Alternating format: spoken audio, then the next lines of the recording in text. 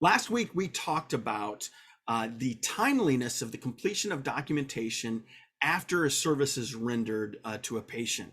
How quickly do you have to wrap up that medical record? And we talked about the timings, what most indicate. We talked a lot about Medicare because Medicare really kind of sets a standard that a lot of others use in their guidelines and requirements. They indicate as soon as practicable after it is provided in order to maintain an accurate medical record. And of course, Blue Cross Blue Shield said 24 to 48 hours at the very latest. UHC said on this at the time of the service being rendered or very soon thereafter. NGS said and the same date. There is kind of this common perception that it could be in that 24 to 72 hour time frame that would be okay. There's less to back that up, especially in Illinois when we look at Blue Cross Blue Shield of Illinois and NGS, Medicare, and UHC, and all of those coming into play, which make up the vast majority of the payer marketplace. But today I really want to talk to you about what is really the risks. Why is this critical? Well, the biggest thing that it centers around is memory and remembering the details of a visit when you may have seen somewhere between 20 and 40 patients a day before. And so that's really important even 24 hours later, and why it's critical to get those records done fast, quickly, right? But beyond the payer side of this, which is what we talked a lot about last week, but ethics is another piece of this pie. The reason why medical records are so important is really the primary reason is to be able to communicate with other providers what's happening in your practice. It's that interoperability component. And so the ethics side of this is incredibly important. The ethics of getting it right, not forgetting the nuances of what may or may not have been said in the particular visit. And that's why it's important to get the documentation done very quickly, soon thereafter, or at the time of service. Now, what are some other big keys? Well, there could be a lot of questions that are raised if you are billing an insurance company prior to the completion of your medical records. So if you send off a bill to an insurance company for services rendered that you haven't documented yet, that could raise a lot of red flags in an audit, in a recoupment time frame, or if they're just doing a record review, or for your potential opportunity for appeal. If there is a denial, that could come into question as well. It's something to be aware of. So we have, remembering that the overall purpose, right, is to communicate with other providers. The ethics side of this, the billing prior to documentation. But if the patient requests their medical records soon after you visit and they're not complete, now, with the Cures Act, this is even going to be more important. And if you haven't seen our videos and read through our material on the Cures Act, I would strongly encourage you to go back and take a look at that.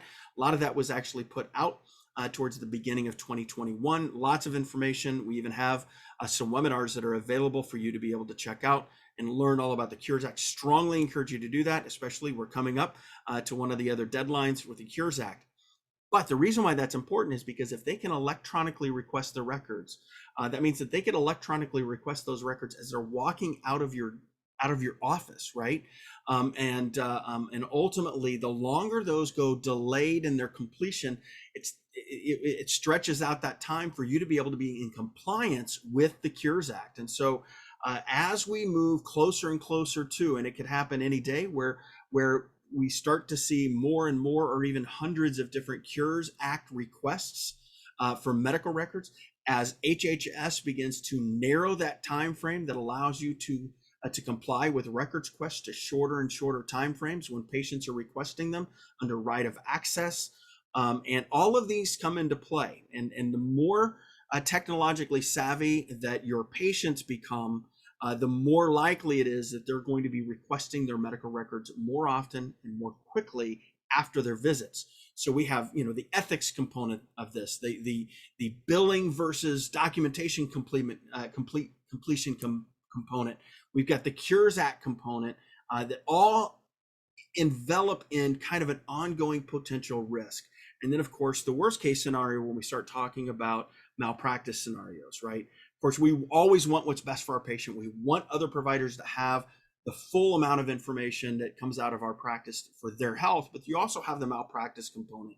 And the worst possible thing would be is if your documentation wasn't complete for many days following the service. And I've heard some that are months after the service even, and it's that would be almost impossible to justify. In fact, it would be impossible to justify when being questioned by a plaintiff attorney. So just know that there are inherent risks with not completing your documentation in the timeframes that are really allowable under many of the contracts that you most likely have signed and are required to adhere to. But at the very least by Medicare, which is which is critical to get those done as soon as practicable.